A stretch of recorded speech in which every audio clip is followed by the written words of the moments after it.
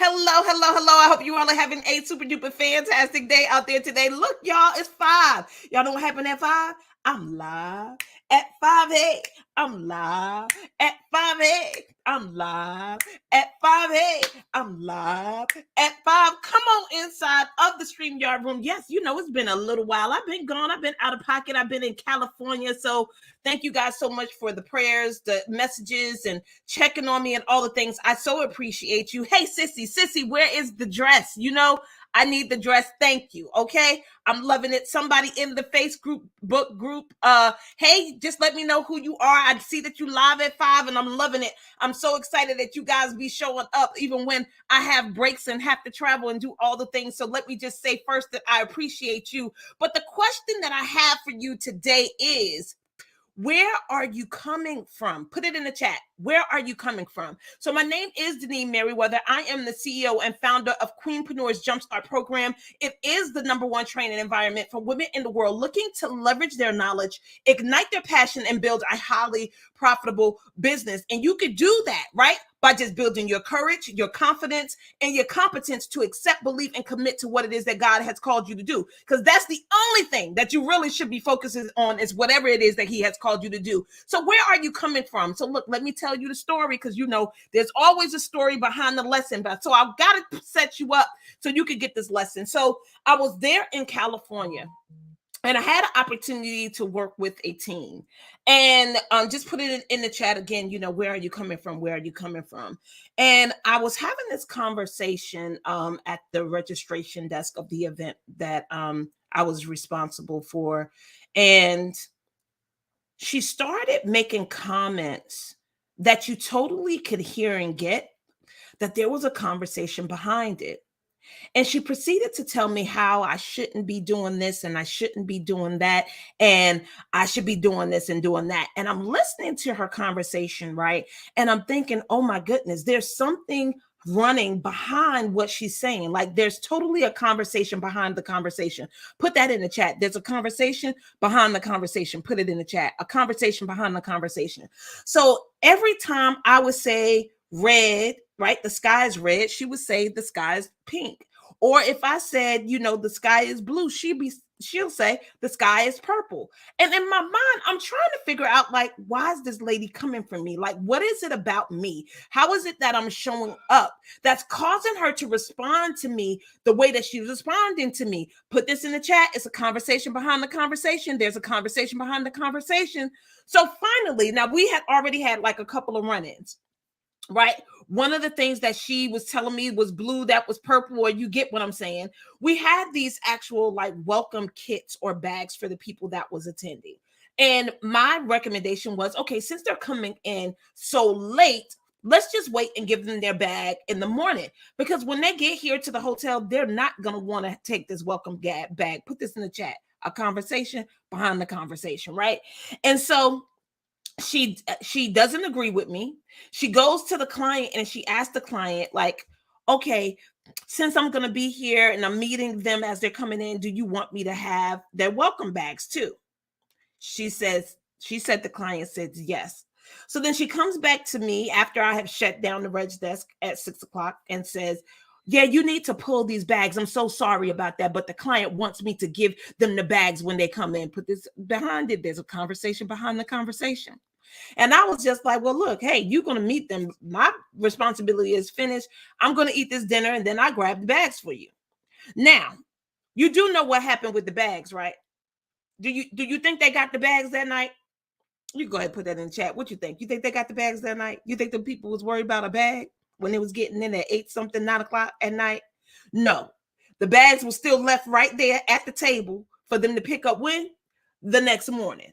So I don't understand. I didn't understand. Right. LaShawn was like, nope. Right. No.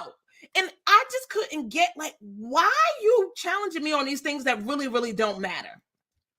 And so then finally, I actually decided to do something for the client. Like the client said they like coffee rolls or cinnamon rolls or something. So I had the hotel to cook them some cinnamon rolls, gave it to them the next day, had the rest of the staff members to sign their name to it. And I was like, hey, this is just something that I want to do for the client. She said she likes cinnamon rolls. I had the hotel to make it. Y'all want to just sign your name on the card? We're going to give it to her. Great, fine. She comes back, the same lady comes back And she's like, well, you shouldn't be doing this. And this is against company policy. And this is not what we do here. And I'm like, ma'am, do you get that I do this all the time? Do you get that I have 17, 18 years of experience? But you get that it's a conversation behind the conversation. Put that in the chat. Conversation behind the conversation. Say, okay, my sister said foolishness. And what I had to tell her in my nice Jersey way was that, okay, look, I get that what I'm doing may make you uncomfortable. And it would probably behoove you to not participate in what I'm doing because you don't have to. Like, if you feel like your job is in jeopardy and people are going to think that you're doing something that you shouldn't be doing, or you're going against company policy, then don't do it. Put it in the chat. Don't do it. Just don't participate. Just say, no, thank you. I don't want to put my name on that card, or no, thank you. I don't want to participate. But then I had to just give her one little check mark. I just had to say, but look, not this company or anybody else can tell me how to spend my money. I could do whatever I want to do with the money, however I want to do it. And if I want to bless somebody with something, I'm going to do that. But to make you feel comfortable, just don't participate. Put it in the chat. Don't participate. Just don't do it. Don't participate. So then later on, full circle, let's say 20 minutes later, she comes back and she apologizes. She says, Deneen, I just want to say that I apologize to you. I want to apologize to you for what happened and what we said. And I'm like, okay, why are you apologizing? We just said that you're not going to participate. I'm going to get a new card. I'm going to take your name off. I'm going to do all the things.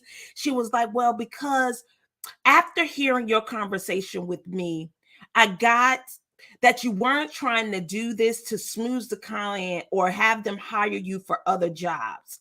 Because see, what people would think is that you're trying to smooth them to get them to book you for other events. And I was just like, really? I was like, do you get that they didn't book me for this event? So how can they help book me for another event they didn't even know where I came from?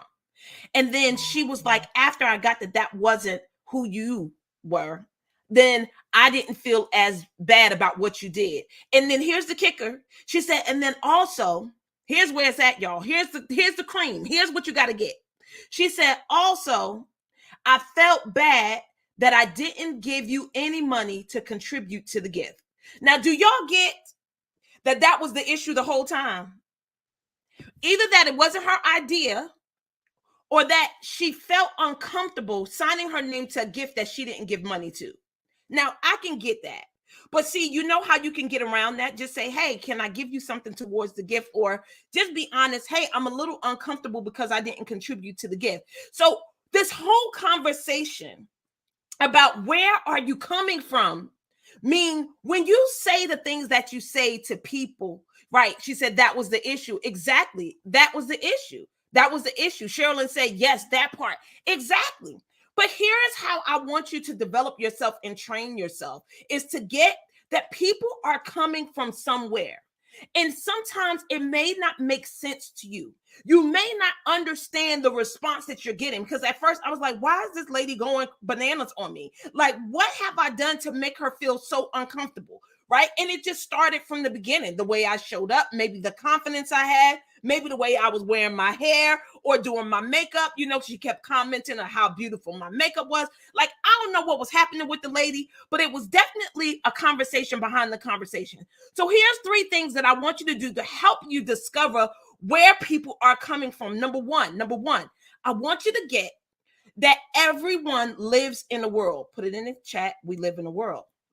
Meaning, because of our life experiences, the things that has happened to us, good, bad, or indifferent, it has shaped the context from which we live and where we come from. Meaning the things that we say, the things that we do, the way that we show up, the things that we do for other people, the things that we judge as right or wrong or good or bad. We have developed that based on our experiences, and it creates a world. But I want you to get that your world is different from my world. And that lady world is definitely different than my world.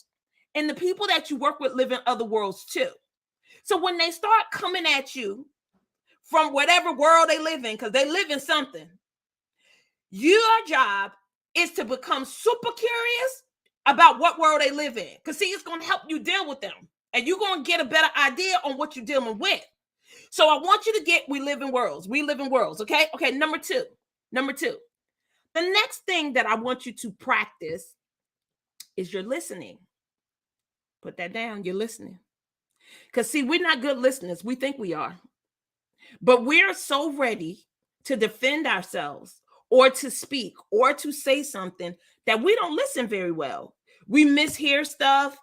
We take horrible notes. I know I do. I think my notes be the bomb until I go back and read them. And I'd be like, what was I talking about there? We was in a meeting last night for our ministry, Southside Everywhere. And I was reading some of them notes. And I was like, oh, I said this, but I don't know what that was pertaining to, right? It was missing detail that would help me remember what it was that I even was trying to remember, because I didn't write enough detail to bring it back to my remembrance. All I had was, oh yeah, that's what I said, but I don't know what I said that about. Do you get what I'm saying, y'all? So the listening, you have to sharpen your listening skills. That means don't be so quick to speak. Ask people questions to get clarity. Ask for more details when you need it, but listen to what they are actually saying. Because I knew that lady wasn't mad at me because I was going against policy. Hey, Tiffany, that lady was not saying all the things that she was saying to me or acting the way that she was acting towards me because of the things that she was saying out of her mouth. There was a conversation behind the conversation. So in order for me to discover where the hangup was, I had to listen to what she was saying. Okay. And then number three, which this is the obvious. I want you to get that with every word, every conversation that you're having, there's something behind the words people are saying. Put it down. It's something behind the words people are saying. Like, very rarely do you find people that's going to just be authentically straight and flat with you. See, they're not. They play this around the mulberry bush game. Now, I also mentioned this to my team last night. Like, look, I want y'all to get, I don't read signals and signs well. I do direct well. I do straightforward well. But around the mulberry bush and throwing out clues, I don't get those well. It would be better if you just think of a way to be straight with me, because then I will be able to respond to whatever it is that you would like me to respond to. Right, Tiffany? It was like something behind the words that they are saying for sure. And when you get better at understanding that people live in worlds, of getting that you should be listening, and that you should be listening for whatever is behind the words that they're saying, people will stop catching you by surprise. You will stop being confused about why people are responding and acting the way that they're acting. And more importantly, you'll stop blaming yourself for the things that people are saying and what they're doing. Do you get that everything that was happening with that lady on site was over there with her in her world? And it had absolutely nothing to do with me. But so very often, based on people's responses and the things that they say and they do, we try to take ownership of the crazy. And all I'm saying is, now the crazy that you have going on with you, like if I would have stayed in my head and start making a story about, oh, maybe I was offensive, maybe I did something wrong, or all this other, or even being upset with her, would have been what was happening over here with me. Then that would have been my responsibility to handle whatever was happening in my world. She could have triggered me, and she was getting very close, because I want to tell y'all, I did pray to God, and I said, Lord, I don't ever want to work with this lady again. This don't work for me, right? And if I make it through this weekend before I snap, it's going to be a good thing for both of us. So let us not work together no more, Father, right? I made my request to the person that I believe that can help me. And I do believe I'm not going to have to work with her no more. But because of how she was responding to what I considered was a good deed in a negative way, I knew that I had to say something. And what I had to tell her was, because regardless of how you feel about how I'm showing up in this space and who I'm being, you or no one else can control how I show up. Like, this is who I am authentically, and I'm happy and I'm proud about it. And if I make you feel uncomfortable, don't participate. So look, when you show up at your job, your school, your church, in your communities, the organizations and everything, I want you to get that somebody, whoever you're interacting with, they're coming from somewhere. And it's your job to discover where they're coming from so they don't throw you off your game. and then you don't take ownership of things that don't belong to you. Get that they're in the world, listen to what they're saying, and listen for something behind the words that they're saying. Because I promise you, they ain't being straight and they ain't being flat. But you can definitely hear it if you are true to yourself and be authentic to why you're in the space. Always looking forward to serving you. I hope this helps you. Put it in the chat. Where are you coming from? The next time you see yourself bothered by people's comments and you see yourself getting upset by how they're responding to you, or even the way that you're responding to them, I want you to relax and I want you to think about this. Okay, we're in different worlds, obviously. I need to listen for where they're coming from. I got to get an understanding of what's happening over there with them, so then that I can start responding to them in a way that can serve them and serve the situation and make this better, because there's something behind what they're saying that they're not saying. That is why there's a discourse. That is why there's upset. That is why there's breakdown. And as soon as I get where they're coming from, the better understanding we'll both have with one another. So look, I know that might be a deep conversation. It's definitely things that coaches do. Like is what we're trained to do, is to listen for things that you're not saying, because there's other things underneath that. But as you work and become leaders yourself in your own lives, as you run a team, as you run a business, as you run a department, whatever it is that you do in the leadership capacity, even the CEO of your life, I want you to get, listening is very important. And there's a place that you're coming from, and there's a place that the people that you're interacting with, they're coming from. Always looking forward to serving you. I love you. I'll see you on Wednesday. We're going to continue this conversation, and I'm going to title it Good Morning to You. Just remember, good morning to you. Good morning to you. Always looking forward to serving you. I'll see you guys on Wednesday. Hey, I'm live at 5. Hey,